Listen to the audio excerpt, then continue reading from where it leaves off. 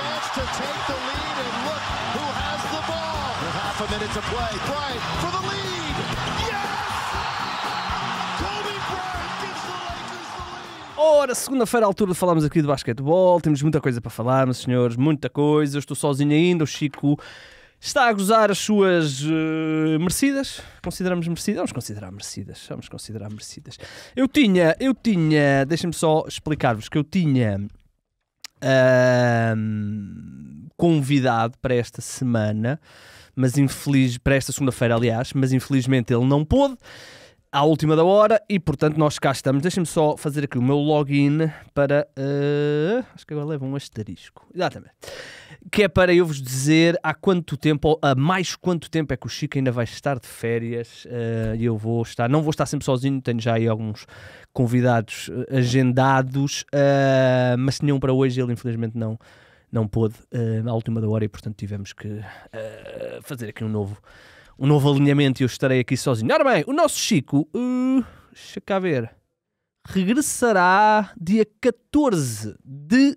quer dizer, nem sei se não está de folga. Não, 14 de novembro. 14 de novembro, portanto, 15 de novembro... Ah não, espera. Exato, 14 de novembro será o dia em que ele, em princípio, regressará às gravações. Já não falta tudo. Ora bem, malta. O que é que eu decidi fazer então depois de perder aqui? Íamos analisar aqui algumas equipas, vamos ainda fazer isso, mas obviamente não numa forma tão detalhada. Vamos olhar aqui para algumas equipas, nomeadamente no Oeste. Vamos nos focar hoje no Oeste e depois na quinta focamos-nos no Oeste. Vamos começar a falar de algumas notícias. Algumas notícias que marcaram os últimos dias e tendo em conta que algumas delas estão associadas a algumas equipas que nós vamos falar, vamos aqui também não perder assim muito tempo. A principal notícia, na minha opinião, dos últimos tempos é o regresso quer dizer, não é a principal, há uma bem maior que já vamos falar sobre ela. É o regresso de Paul George. Paul George, ao que tudo indica, regressará hoje, segunda-feira, portanto eles vão jogar contra... Quem é que eles vão jogar? Filadélfia, vão jogar nada mais. Eu sei que eles vão ter aí uma road trip complicada, que vão ao Oeste. Sei que um dos jogos é com os Lakers. Phoenix, vão a Phoenix, não é um jogo fácil, claramente não é um jogo fácil. Portanto, o Joel Embiid não vai jogar, mas o Paul George vai, ao que tudo indica, a não ser que haja aqui algum step back, algum setback, aliás, não step back, vai aquecer para jogar. Portanto, o Paul George, se recordam, teve aquela lesão estranha, não é? No joelho, a meio de um jogo particular, ali a perna dobrou e ele teve um bone bruise, e portanto esteve 3 semaninhas de fora, regressa agora, portanto ainda vai bem a tempo. A outra notícia, e podemos já se calhar embalar, não houve assim muito mais do outro mundo, e tendo em conta que as outras duas coisas que eu quero falar estão associadas a duas equipas que vamos falar, vamos já embalar na primeira delas. A primeira delas tem que ser os Philadelphia 76ers. Portanto, os 76ers vão ter o regresso de Paul George e eles bem precisam, porque a equipa... é verdade que ainda estamos com 9 dias de fase regular, mas os 76ers vão chegar a esta partida com uma vitória e 4 derrotas, ou seja, não é uma situação agradável. Curiosamente, eu nem tinha bem noção disto. Agora, olhando aqui para os standings, é que salta à vista. Penúltimo lugar, 76ers 1-4. Último lugar, Bucks 1-5. Bem impressionante estes arranques. Mas os 76ers naturalmente têm uma desculpa, entre aspas, que é a questão dos ausentes. Nem vale muito a pena irmos aqui analisar o que tem sido a equipa dos 76ers. Portanto, uma vitória que foi no primeiro jogo contra... Não, nem sei se foi no primeiro jogo. Não foi no primeiro jogo. Foi contra os Pacers em prolongamento. Quem ganhou no primeiro jogo foi os Bucks, curiosamente aos 76ers. Mas olhando, se quisermos aqui só olhar para o que está um bocadinho a acontecer nesta equipa dos 76ers, não sendo para já revelador de grande coisa, porque estamos a falar de uma equipa que não tem, se calhar... Ok, o Therese Maxey poderá estar nesse top 2, mas não tem o melhor jogador e o 2B, digamos assim, porque Embiid e Paul George estão nesse nível. Mas estamos a falar de uma equipa que naturalmente não pode estar com bons números. Net rating estão o quê? Nem estão tão mal como eu achava. No net rating estão... Não, estão. Desculpem, são a segunda pior equipa. Pior são os Jazz, mas os Jazz começaram a época. Este ano é o ano do tanking do Jazz, sem dúvidas nenhuma. Portanto, os 76ers estão com o segundo pior net rating. Certamente todas as estatísticas. Defensive rating. E os Lakers estão tão mal, meu Deus. Os Cavs de 21, portanto, acrescentando aqui Paul George e o Joel Embiid, não me chocava que desse aqui um pulo gigante. Offensive ratings são a quarta, quinta pior, portanto, naturalmente, Joel Embiid e Paul George farão a total diferença. Ora bem, o que é que isto significa? Para já temos que falar do elefante na sala, que é Joel Embiid. Joel Embiid teve aí uma semana complicada porque ele deu uma entrevista, vamos por passos e já vamos chegar à conclusão. Ele deu uma entrevista onde explicou que este processo de ramp-up está a mexer um bocadinho com a cabeça dele. Ele não está confiante no joelho, está a ter problemas mentais em lidar com estes constantes problemas no joelho. Qual é que é aqui a questão? Enquanto eu ligo aqui o ar-condicionado. Qual é que é a questão? É que os 76ers e Joel Embiid nunca nos disseram que ele está com problemas no joelho. Naturalmente, nós percebemos que ele está com problemas no joelho, mas aquilo que nós vemos numa sequência cronológica é Joel Embiid regressa no playoff, Joel Embiid joga nos Jogos Olímpicos, Joel Embiid faz o training camp, Joel Embiid joga particulares e de repente vem a notícia que Joel Embiid não vai jogar os últimos jogos da pré-temporada para descansar o joelho, portanto não havia uma lesão, havia aqui uma gestão. De repente sai a informação de que, já depois dele dizer que não vai jogar back-to-back, sai a informação de que ele não vai iniciar a época e entretanto já estamos com os tais 9, 10 dias, não sei ao certo, e Joel Embiid ainda não jogou e não vai jogar segunda-feira e vamos ver se joga esta semana. Ou seja, este é o problema. Estas são duas narrativas diferentes, que é Joel Embiid está com um problema no joelho ou Joel Embiid está num processo de ramp-up para a temporada. Porque são duas coisas diferentes. Uma coisa é ele está com problemas no joelho e ele está lesionado e não pode jogar. Outra coisa é ele está simplesmente a fazer gestão. E é isso que os adeptos não estão a compreender. E eu também próprio não estou a compreender e nós não estamos a compreender. Porque Joel Embiid joga nos Olímpicos e é totalmente verdade. E ele falou disso, que é a participação dele nos Jogos Olímpicos, o esforço que ele teve que fazer a nível de carga de minutos é muito reduzido a um jogo da NBA. Não estou a dizer que os jogos são menos intensos, porque não são, mas é muito menos tempo. E tendo em conta a quantidade de jogadores que os Estados Unidos tinham, o Joel Embiid pôde jogar, eu não tenho aqui os minutos à minha frente, mas diria que não terá havido, se calhar com exceção do jogo da meia-final, contra a Sérvia, não terá havido um jogo onde o Joel Embiid teve que jogar 25, 24 minutos. Portanto, andou sempre ali na casa dos 13, 14, 15. Porquê? Porque depois havia Bam Adebayo, havia Anthony Davis, havia este, havia aquele. Portanto, não havia esse problema. O problema é que os adeptos não veem isso, não é? Os adeptos dizem com razão de se tu estavas mal do joelho, não devias ter ido aos Jogos Olímpicos. E ainda por cima, se associarmos a isto, ele ter renovado antes de começar a época. Ou seja, os adeptos olham para esta sequência de acontecimentos e dizem: o que é que está a passar aqui? O que é que está a passar aqui? E depois, e agora vem a conclusão deste burburinho, para além dos adeptos não estarem a perceber, os mídia não estão a perceber. E os mídia em Filadélfia, tal como em Nova Iorque, não são como no restante do país, dos Estados Unidos. E portanto, houve um jornalista, um colunista, que numa das suas colunas, não é bem opinião, mas percebem, uma coluna de informação sobre os 76ers, ou sobre análise dos 76ers, teceu algumas críticas e lá para o meio falou do filho de Joel Embiid e do irmão. Quer dizer, não é que ele fale no sentido de atacar. O que ele diz é Joel Embiid que não tenho aqui a declaração à minha frente, mas é do género, quer deixar um legado para o filho que, depois escreve o nome do filho dele, que tem o mesmo nome do irmão falecido dele. Eu por acaso não sabia, morreu num acidente de carro no ano de rookie do Embiid. Ele faz o comentário e o Embiid não gostou. O Embiid não gostou e no balneário, no final da derrota dos 76ers contra alguém que eu agora não terá sido, contra Memphis, exato, foi contra Memphis, foi tirar satisfações ao jornalista e empurrou. O que é que isto vai significar? Provavelmente vai significar suspensão. Não é provavelmente, vai significar suspensão. A minha dúvida é quanto tempo de suspensão. Eu diria que na casa de 2, 3 jogos, talvez. Na casa disso, portanto vai custar dinheiro ao Embiid, vai custar suspensão e vai ser quando o Joel Embiid estiver apto para jogar.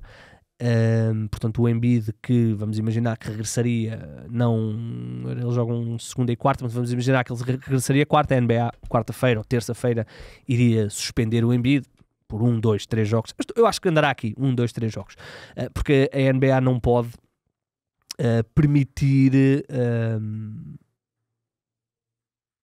É verdade, não falei disto, já falo no fim. A NBA não pode permitir que haja empurrões a jornalistas, nem a jornalistas, nem a pessoas extra, o jogo em si.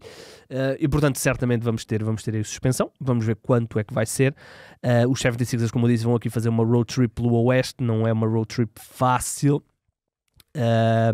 Portanto, eu diria que provavelmente não vão ter Joel Embiid em nenhum destes 3 jogos: Phoenix, Clippers e Lakers. Portanto, vão a Phoenix e depois vão para LA, estão lá de 2, 3 dias para jogar com os Clippers e com os Lakers. Portanto, vamos ver o que é que vai acontecer. E portanto, é isto que está a fazer confusão. O timeline, não é bem o timeline, é a sequência de eventos que está a levar a que o Joel Embiid, no dia 4 de novembro, ainda não tenha jogado na NBA e ainda não haja propriamente uma certeza de vai regressar para a semana, ou vai regressar daqui a um mês, ou vai regressar... Não será um mês, certamente. E portanto, os 76ers, tendo em conta como está o Oeste, e é engraçado vermos que só 6 equipas, 6? 5 equipas no Oeste estão com recorde ou 50% ou acima de 50%. Eu acho que não é dramático para já. São 5 jogos, é uma vitória e 4 derrotas, portanto até isso está a ajudar o facto de só terem 5 jogos. Por exemplo, há equipas aqui: Toronto, Detroit, Brooklyn, Atlanta, que já têm 7 jogos. Até isso está a ajudar, mas a sequência de jogos vai evoluindo, não é? Portanto, sem Embiid, mesmo com Paul George, sem Embiid, há uma diferença grande. E o Nick Nurse falou de uma questão importante, que é: o Joel Embiid está a ser colocado numa espécie de plano Kawhi Leonard, quando ele estava nos Raptors. E esse plano do Kawhi Leonard resultou, e o Nick Nurse era o treinador dos Raptors quando eles foram campeões com o Kawhi. O Nick Nurse disse: é verdade, resultou, mas resultou porque nos jogos em que não havia Kawhi, os Raptors tinham um excelente recorde. Eu diria que era para aí 15-7. Não tenho a certeza, mas era um recorde positivo. Nem sequer estava perto dos 50%, era positivo. Estamos a falar que é 19-20, talvez? Acho que é 19-20.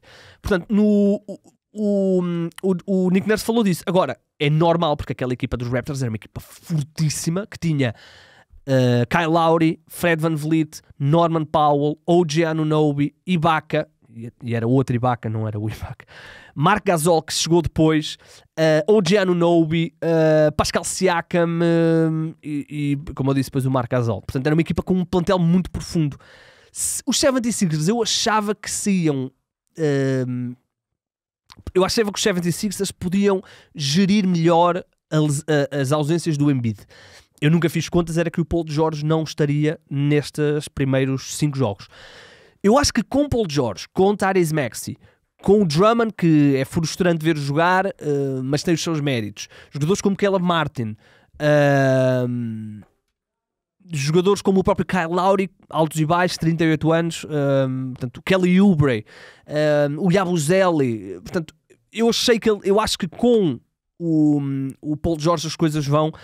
Eles não vão ser, eu não diria que eles serão positivos sem Embiid, mas andarão na casa dos 50%. E se eles andarem na casa dos 50% nos jogos sem Embiid, quando Embiid jogar, se eles tiverem uma boa percentagem de vitórias, a coisa dá para manter. Qual é que é o problema? E saltando agora aqui para outras equipas, é que eu acho que o Oeste vai ser complicado. Vou explicar porquê. Vamos ignorar Boston. Vamos guardar Boston para o fim. Vamos focar em Cleveland. Vamos focar em Indiana, vamos focar em Milwaukee, vamos focar em Nova York, Miami, nestas equipas que estão ou no segundo nível atrás de Boston ou no terceiro a tentar chegar ao segundo. Estamos aqui num grupo de grande equipas. Se pegarmos nos Cleveland Cavaliers, 7 vitórias, 0 derrotas. Não há muito a dizer.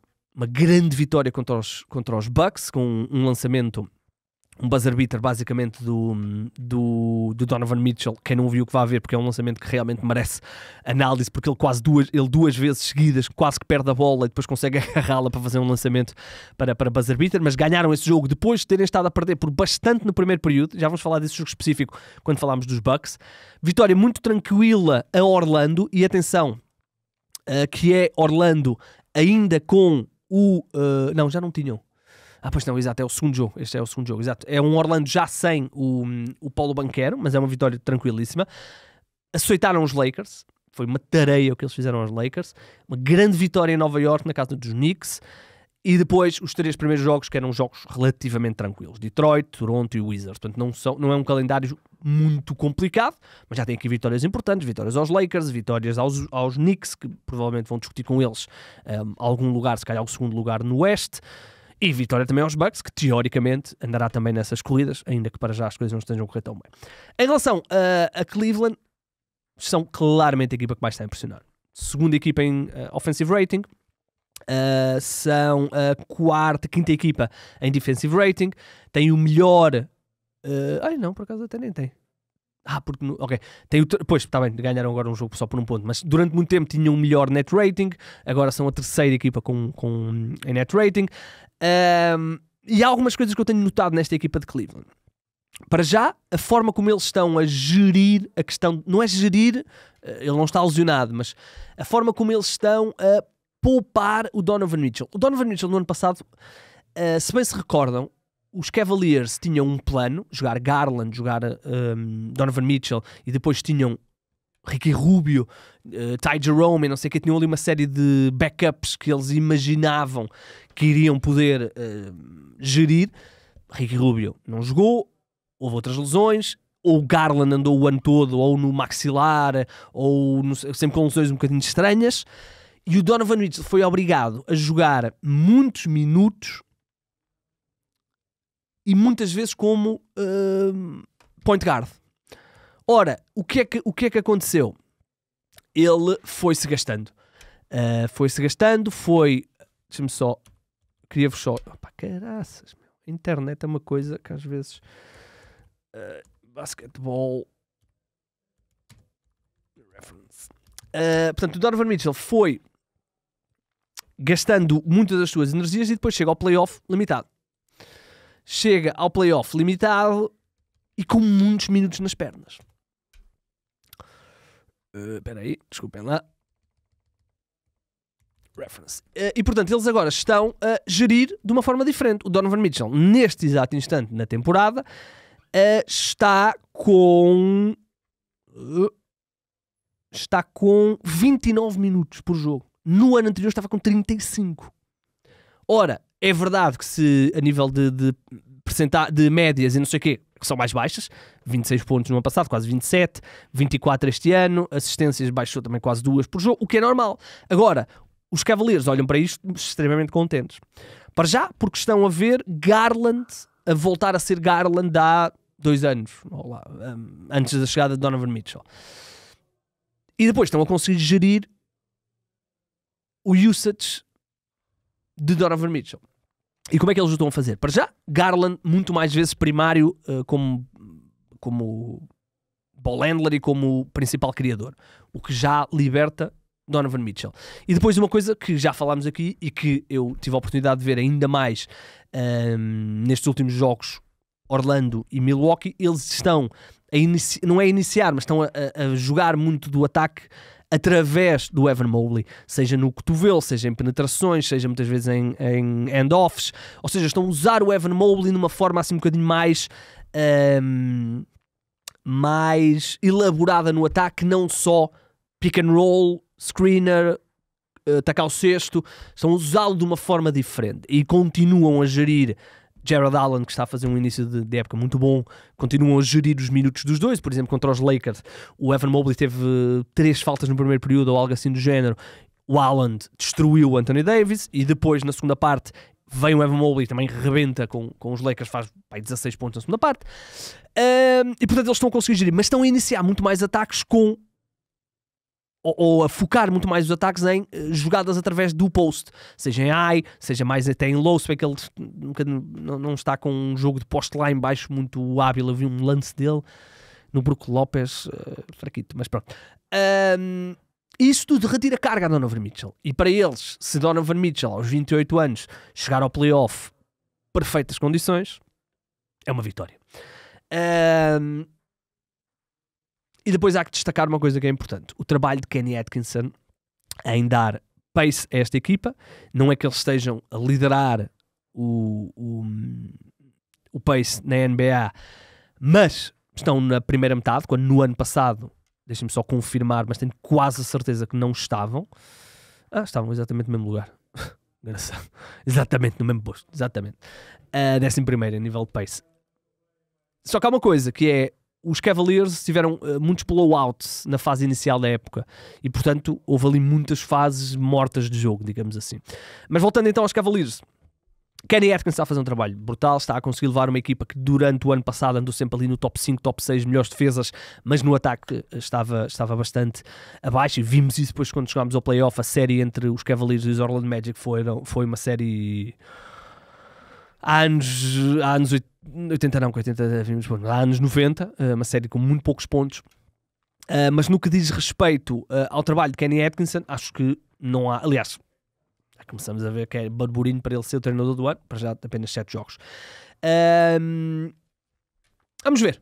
Eu estou a gostar de Cleveland, e a pergunta é: será Cleveland o principal, ou a principal ameaça a Boston?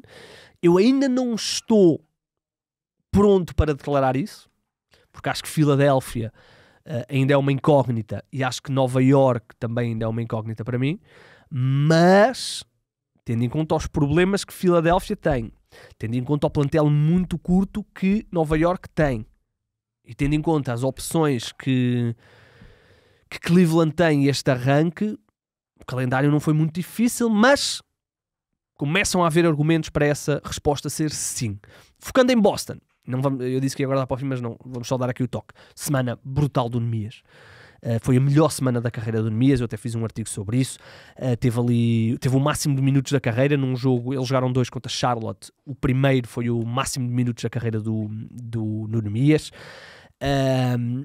Teve aquele jogo brutal contra os Indiana Pacers, que curiosamente até é a única derrota de Boston, jogo em prolongamento, onde o Nemias entra, a equipa está a perder por 24 pontos quando o Nemias entra, basicamente, e ele, juntamente com os outros, não é ele sozinho, mas ele, muito importante como âncora defensiva e a ganhar ressaltos ofensivos, muito importante na recuperação, até jogar depois o playoff. Eu acho que ele jogou o prolongamento todo, ou terá saído ali numa determinada altura, mas pronto, praticamente jogou o prolongamento todo, e portanto Nemias com uma semana brutal. Os Boston Celtics agora estão com um problema no Jaylen Brown. Não há motivos para preocupação. Há aqui algumas vitórias que são um bocadinho mais tangenciais do que certamente eles quereriam, nomeadamente ali um jogo contra os Pistons, mas 6 vitórias, uma derrota. Tem o melhor ataque, quando eu há bocadinho estava a dizer que podia ser, que durante algum tempo foi Cleveland, agora são os Celtics.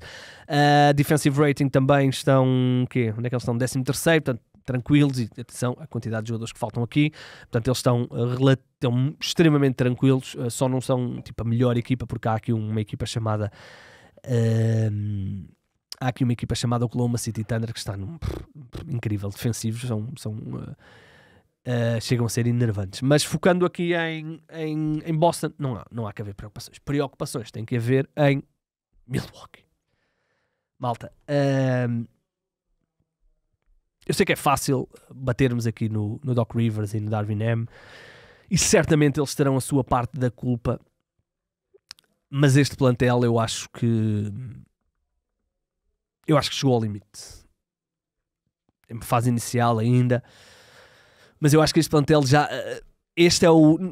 Não é este o teto, ou seja, eles não vão ser a pior equipa do Oeste, mas o teto desta equipa já não vai ser um teto de candidato. Atenção, são só 6 jogos. Mas enquanto esta equipa não conseguir parar um jogador de perímetro, eles não vão ter hipótese.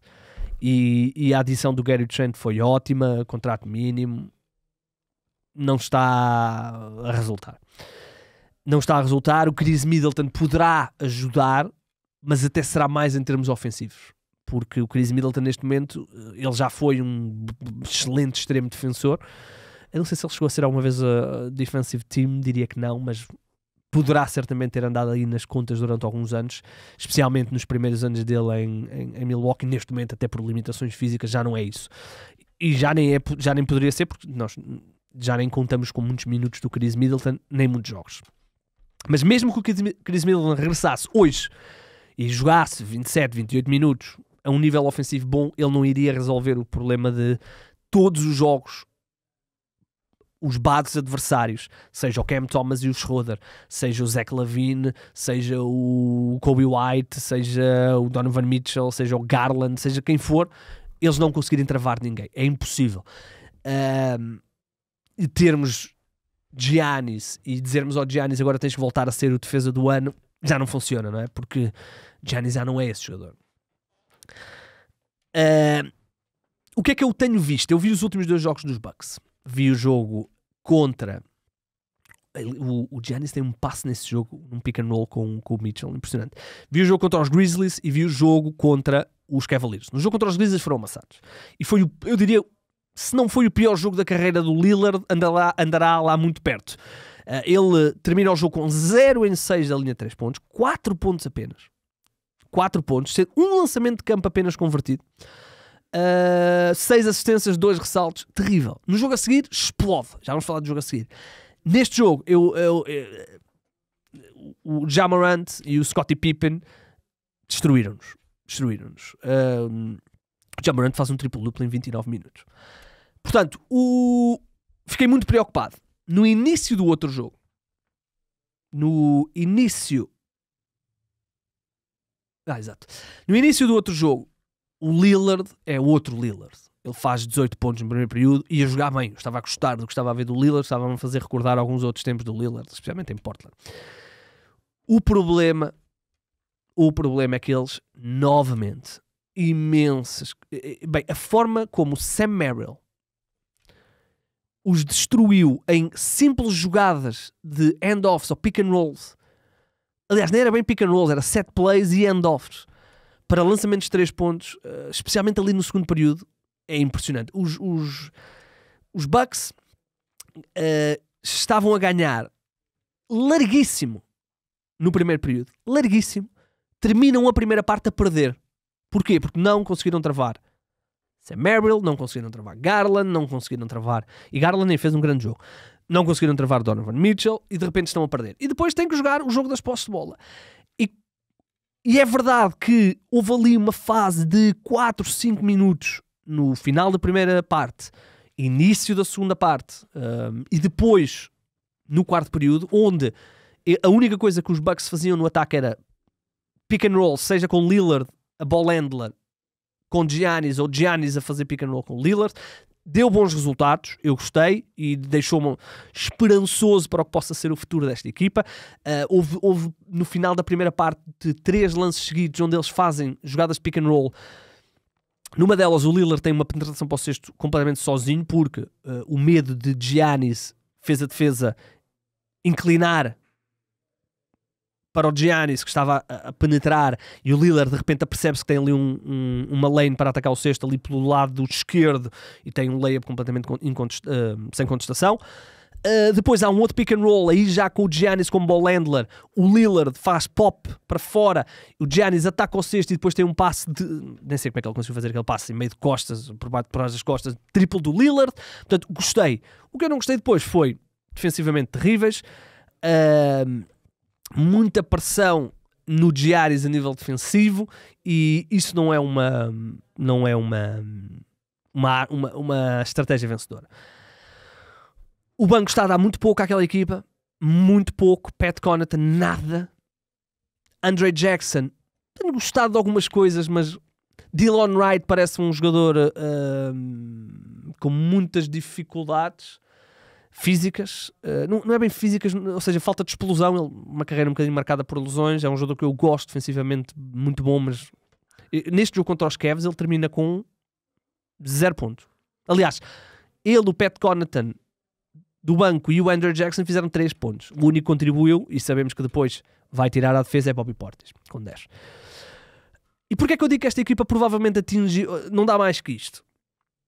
Esta equipa não tem um luxury tax deste ano de 75 milhões de dólares. Ok? Se olharmos para uma equipa que tem Lillard e Giannis, teoricamente, e Middleton e Brook Lopez, teoricamente não haveria problemas em pagar essa luxury tax. O problema é que esta equipa está em último no Oeste. E mesmo que esta equipa até fique em último no Oeste, que não vai acontecer, mas vamos aqui pôr o cenário até com algum humor de o Giannis e o Lillard ficarem em último na Conferência Este. Esta equipa não tem as suas próximas 6 escolhas de draft. 6. Tem algumas swaps, mas as suas não tem. Eu acho que eles já só têm até uma pick de segunda ronda, porque aqui há uns tempos eles trocaram 5 picks de segunda ronda pelo Jay Crowder. Nem sei se o Jay Crowder ainda está em alguma equipa. Portanto, esta equipa está limitada. Há 2 cenários. É isto ainda funcionar, seja com Doc Rivers, seja sem Doc Rivers, é isto funcionar e eles realmente serem um ataque portentoso e ainda conseguirem fazer alguma coisa como equipa em playoff. Esse é um cenário. É o cenário que eles querem. Há um outro cenário para esta equipa revitalizar. E é um cenário que tem sido muito noticiado nos Estados Unidos. Que é o rumor, ou os rumores, os burburinhos, não é bem rumores, ainda é só burburinhos, de que Giannis está a ficar insatisfeito e está a começar a vocalizar algumas possibilidades de, a certa altura, dizer: amigos, está na altura. Giannis está no seu prime. Giannis começou muito bem a época. Muito bem. A nível individual. Neste jogo contra Cleveland faz 34 pontos. 37. Eu acho que ele estava em terceiro ou quarto como melhor marcador. Tem aqui já 1, 2, 3, 4, 5 jogos acima dos 30 pontos. Estamos a falar assistências, estamos a falar eficácias. Começou muito bem a época. Neste jogo contra os Cavaliers, por exemplo, ele e o Lillard fizeram um total de 75 pontos e 18 assistências, os dois a lançarem de forma super eficaz. O Lillard lançou... o Lillard falou 3 lançamentos livres. Mas o Lillard lançou 13 em 24, portanto, boa percentagem, melhor de 50%. 10 em 15, aliás, 10 triplos igualou o recorde da história dos Bucks. E o Giannis, ao seu estilo, 15 em 27, também acima de 50%, todos lançamentos de 2. Portanto, num jogo em que as suas 2 estrelas fazem 75 pontos e 18 assistências de forma eficaz, a equipa perdeu. É verdade que é com um buzzer beater, mas perdeu. E, portanto, há o rumor, ou começa a haver o burburinho, de que o Giannis está a começar a vocalizar alguma insatisfação que poderá levar a uma troca. O Giannis renovou no ano passado, na altura até de forma surpreendente, porque financeiramente fazia mais sentido eles esperar um ano, ainda que a mecânica da coisa até possa compensar, mas num sentido de receber o maior número de dinheiro já fazia mais sentido ele ter esperado. E portanto, estamos a falar de um jogador que está no seu prime. Ele está com o quê? 28 anos? 28, 29 anos. Portanto, está no seu prime. É verdade que nas últimas 2 vezes que os Bucks foram ao playoff, ele não jogou a primeira ronda, sempre lesionado, e a equipa foi eliminada. Mas são lesões... uma delas não é preocupante, foi não no ano passado, mas há 2 anos, contra Miami, uma queda que ele tem, e na queda lesionou-se nas costas ou na zona aqui da anca. Portanto, foi uma queda, é uma coisa que pode acontecer a qualquer jogador, é uma queda até bastante violenta. A outra lesão é um bocadinho mais preocupante, porque é uma lesão no... qual é que foi? Hamstring? Não, calf. Foi aqui no músculo da perna, na barriga da perna, portanto... é o mais preocupante porque é uma lesão de soft tissue, como se costuma dizer, de tecido mole. Mas, isto para dizer o quê? Está com um contrato garantido. Portanto, e vamos imaginar que Giannis hoje dizia que quer ser trocado. A equipa que trocasse por ele tinha a certeza que ia ter Giannis pelo menos até 2027. Portanto, mais 24, 25, 25, 26, 26, 27. Ele depois ainda tem uma player option para 27, 28. Portanto, 4 anos. E está no seu prime. Os rumores das equipas é o normal. Está-se a falar de Miami Heat, que já anda a sonhar com Giannis há 3 anos. Está-se a falar de Golden State Warriors, que seria até um encaixe extremamente interessante. Um pick and roll dele com o Curry, que teoricamente era o que esperávamos do pick and roll dele com o Lillard, mas é o que é. Seria incrível. Eu ainda não estou pronto para fazer aqui um episódio todo de análise e irmos aqui ao Trade Machine, que nós não andamos a fazer muito. Precisamos de uma estrela a querer ser trocado para começarmos a ir aqui às nossas trade machines, para começarmos a falar disto. Portanto, eu ainda não estou pronto para isso, mas assumo que se as coisas não melhorarem, os Bucks agora vão a Cleveland. Portanto, se já foi difícil lá, mas é difícil cá. Depois vão ter um jogo que provavelmente vão ganhar contra os Utah Jazz, que ainda não ganharam nenhum jogo. E depois Nova York, Boston. Portanto, há aqui um cenário para no final dos primeiros 10 jogos, 10 não, eles estão com quantos? 7 já? Deixa-me só, agora estou na dúvida se estão com 7 ou 10 ou 6. Eles estão com 6. Há um cenário extremamente provável de eles chegarem aos 10 jogos com 2 vitórias e 8 derrotas, porque o calendário deles, já vimos que agora é Cleveland, depois é Jazz, depois vão a Nova York e depois recebem os Celtics. Portanto, ninguém ficaria chocado se eles perdessem estes 3 jogos, Cavs, Knicks e Boston. Partindo do princípio que eles ganham aos Jazz, estamos a falar de 2 vitórias, 8 derrotas. Malta, 8 vitórias, 8 derrotas já é um número importante. Vamos ver o que é que vai acontecer. Eu acho que esta série de 4 jogos vai ditar muito do que possa ser o futuro de Doc Rivers, vai ditar muito o futuro dos Bucks e vai ditar o futuro do Giannis. Vamos ver o que é que vai acontecer. Queria tocar muito rapidamente para fecharmos noutra equipa. Não vamos falar dos Knicks, acho que é impressionante como aquela equipa é curta, enquanto não estiverem Precious Achiuwa e Mitchell Robinson para poderem jogar mais vezes com Cat a 4, Robinson a 5, Precious Achiuwa e Mitchell Robinson ao mesmo tempo, ou seja, são um bocadinho curtos, para poderem depois também OG poder jogar mais vezes a 2, 3, digamos assim, e portanto Hart mais vezes a 2, 3, Bridges também mais vezes a 2, 3, não precisarem tantos minutos, tanto tempo. Em relação, eu queria falar dos Indiana Pacers. Os Indiana Pacers, curiosamente, até ganharam aos Celtics. Mas eu diria que, para mim, ignorando estas duas equipas que falámos, 76ers e Milwaukee Bucks, para mim são a equipa que mais me está a desapontar. E muito associado ao péssimo arranque. Eu diria que não há All-Star ou Estrela, como queiram dizer, mais desapontante nesta fase que o Tyrese Haliburton. 2 coisas que eu tenho notado. A primeira é que ele não está a ter 4ª e 5ª mudança. O que é que eu quero dizer com isso? Ele não está a conseguir explodir fisicamente, penetrando para o cesto, especialmente naquele jeito mais gingão dele. Ele não está a ter. Ele está muito focalizado em step-backs e lançamentos exteriores, porque ele não está a conseguir ir lá para baixo. E isso normalmente denota problemas físicos ou falta de capacidade física. Outra coisa que eu tenho notado, mas entretanto ele já começou a corrigir isso, é a diferença de assistências dele do ano passado para este ano. No ano passado, ele, eu acho que ele liderou a NBA em assistências durante algum tempo. Eu não sei se ele depois não cai, agora confesso que já não me lembro, mas durante muito tempo ele liderou. Aliás, não, ele foi o jogador com mais assistências no ano passado, em média, 10.9. Ele este ano está com 7.3. Ou seja, há aqui uma diferença grande.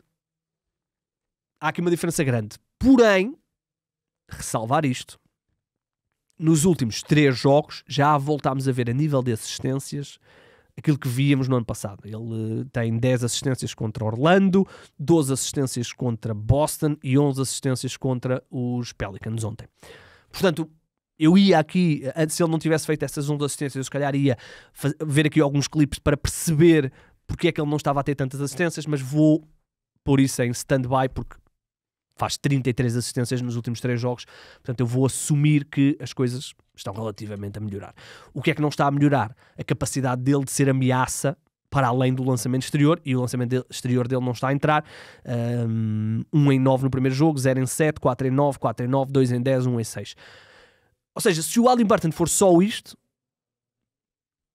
não é? Os Pacers, que no ano passado focaram o seu sucesso no total ataque e em serem a equipa com o melhor pace da NBA, e eu acho que eles foram durante algum tempo eles foram durante muito tempo a equipa com o melhor offensive rating, depois perderam para Boston, mas era uma equipa que ganhava os jogos 150-149.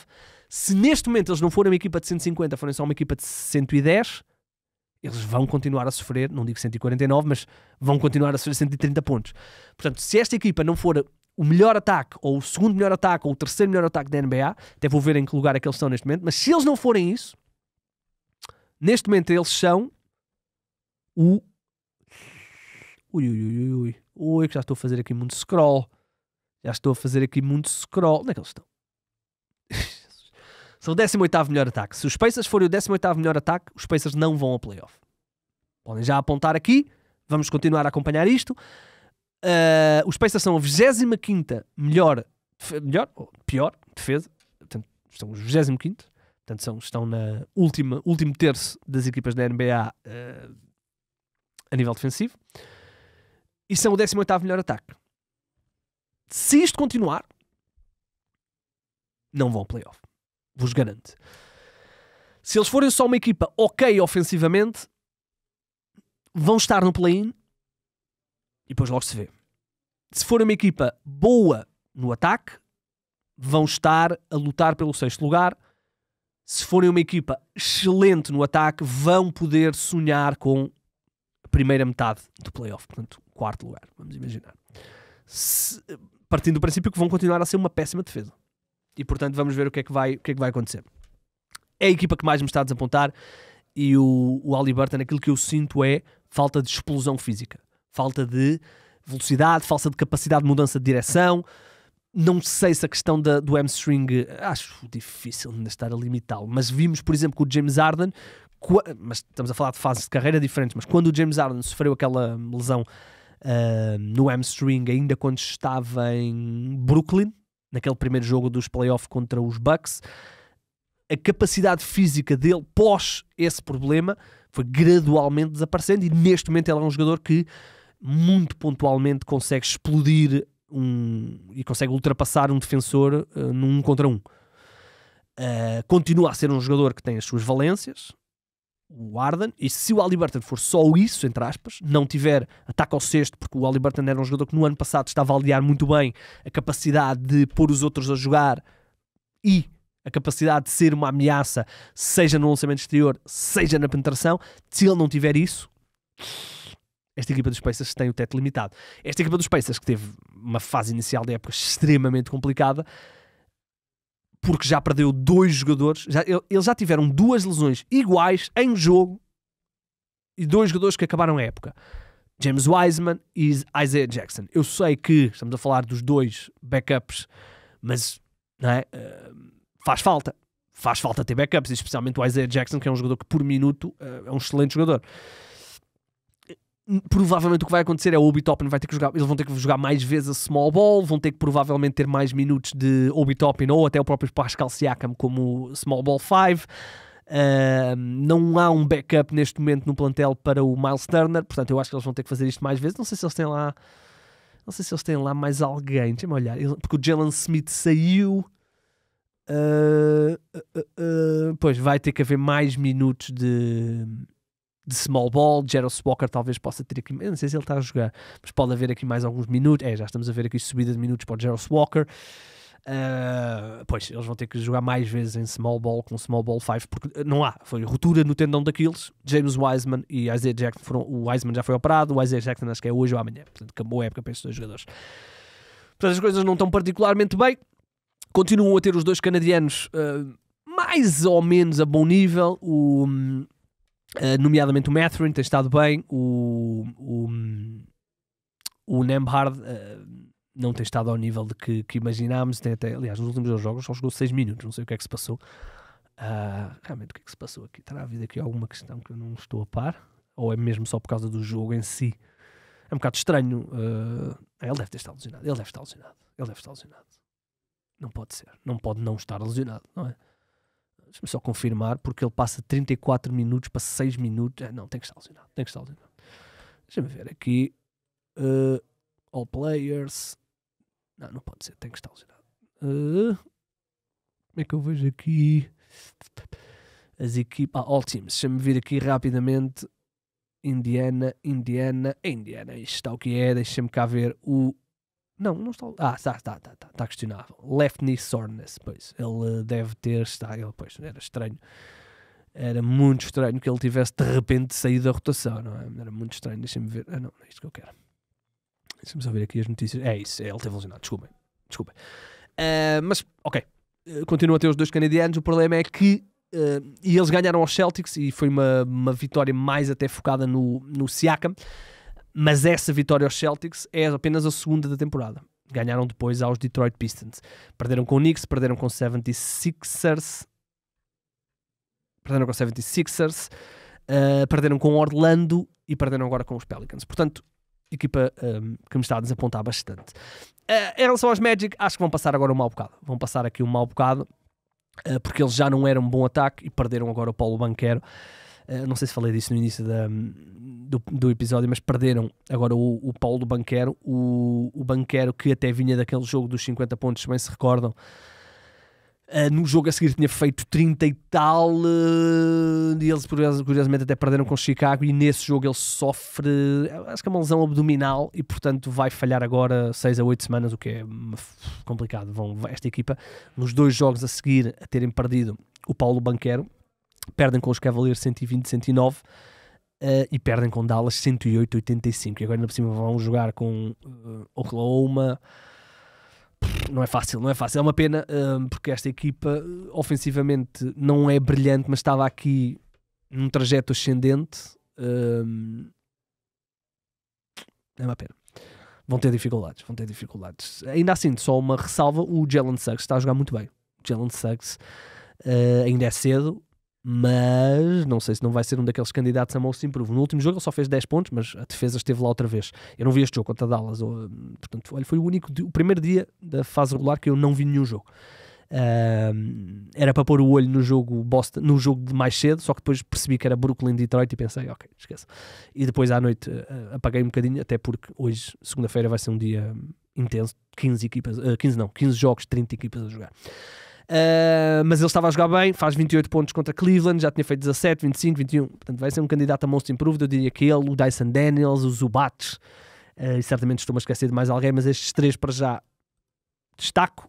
Se houvesse o most unimproved player, portanto o jogador que mais está a desapontar, o Nurkic, malta, nós vamos falar do Oeste na quinta, mas o Nurkic, meu Deus, eu não sei se ele não é o pior starter dos 5 iniciais básicos das equipas. Não sei se ele não é o pior.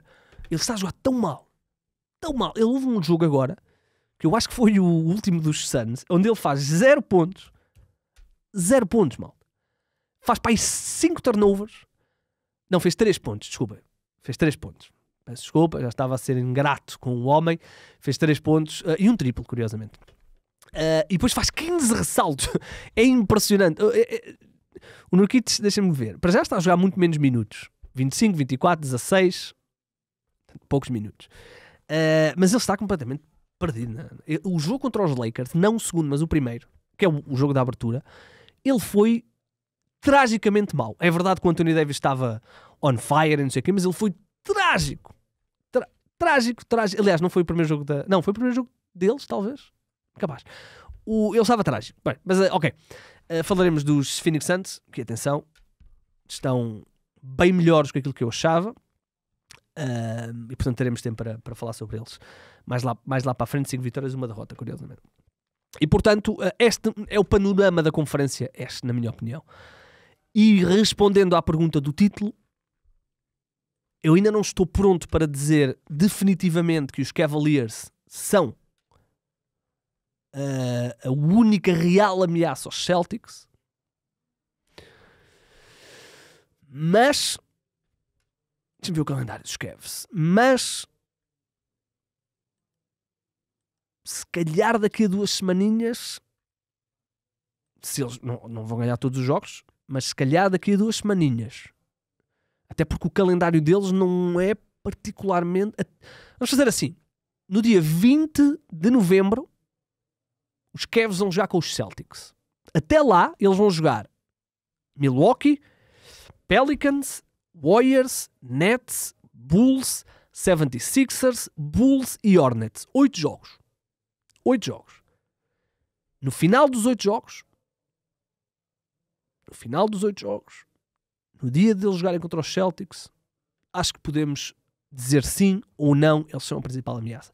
Se eles terminarem estes 8 jogos com 1, 2, 3, 4, 5, 6 vitórias e 2 derrotas, ou algo semelhante, 5 vitórias, 3 derrotas, ou até melhor, se eles ganharem 7 jogos e perderem apenas 1, se bem que eles têm aqui 2 jogos complicados. Vão a Filadélfia, dia 14, provavelmente já teremos aqui Joel Embiid.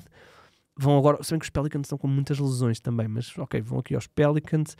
Não era chocante que eles fizessem 7-1 ou 6-2. Não era nada chocante. Porque eles têm Bucks em casa. Ok, podem perder, mas acabaram de lhes ganhar. Vão agora jogar em casa. Depois tem Warriors em casa, Nets em casa, Bulls em casa, Hornets em casa. Portanto, não era chocante que eles ganhassem 1, 2, 3, 4, 5. Ganhassem os 5 jogos em casa. Vão fora aos Pelicans, que estão com Herb Jones, CJ McCollum, DeJounte Murray, estes 3, e Trey Murphy, estes 4 de fora. Zion está a contas com um problema no hamstring, falhou até o último jogo. Portanto, pode haver 4, 5 baixas. Vão depois jogar contra os Warriors em casa. É um dos jogos em casa, aliás. Não há Curry. É verdade que os Warriors estão a jogar melhor do que eu achava sem Steph Curry, mas não há Curry.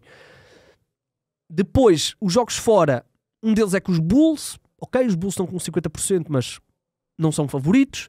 É o tal jogo com os Pelicans e é o tal jogo em Filadélfia. Vamos ver se o Joel Embiid já jogará. Eu quero acreditar que sim, daqui a 10 dias já teremos o Joel Embiid.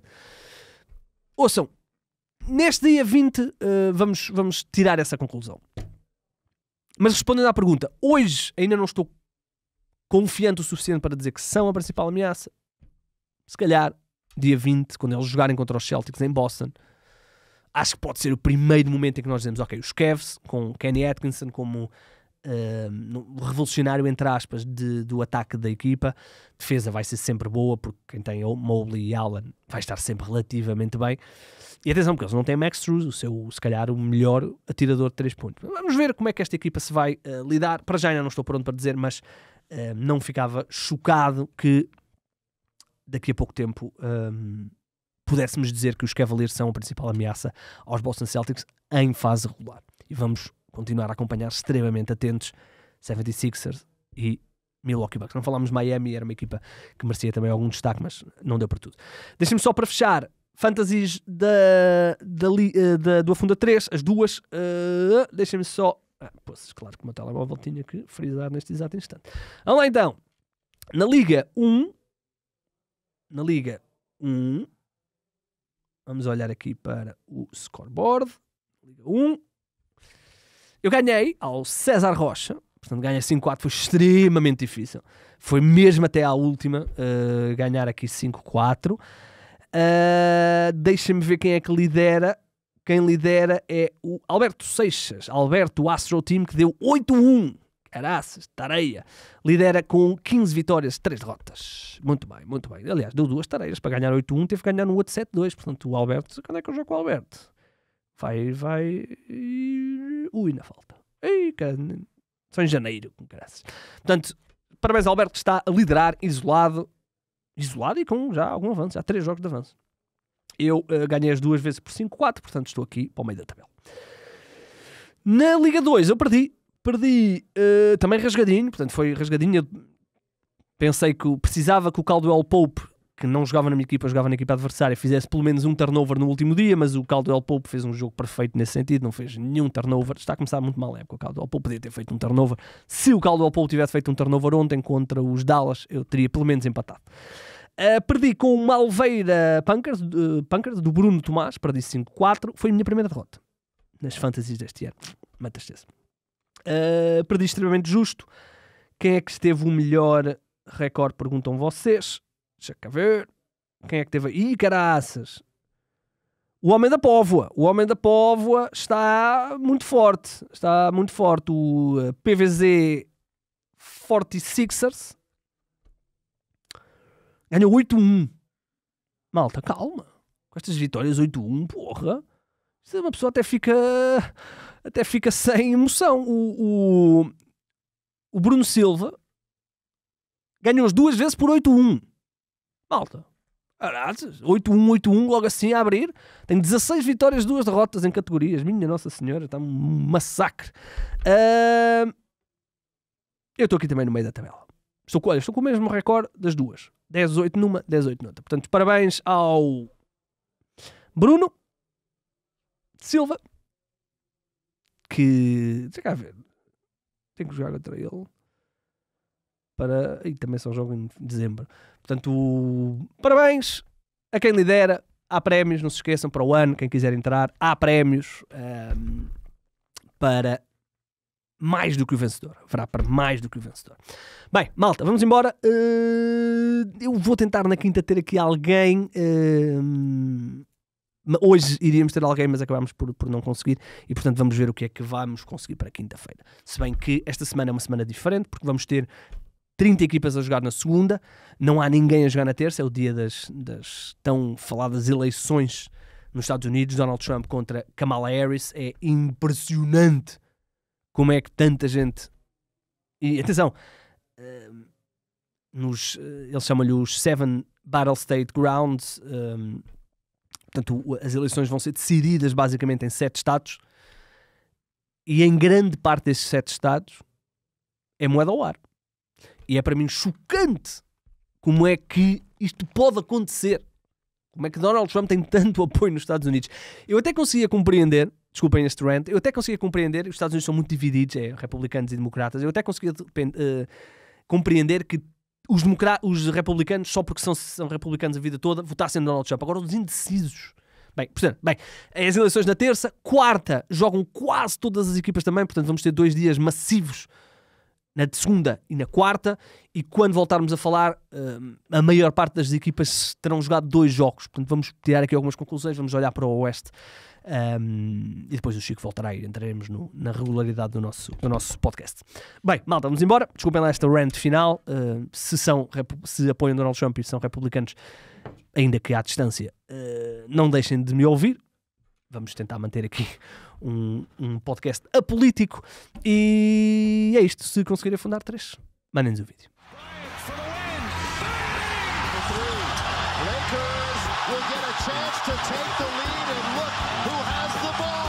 A minute to play. Bryant for the lead.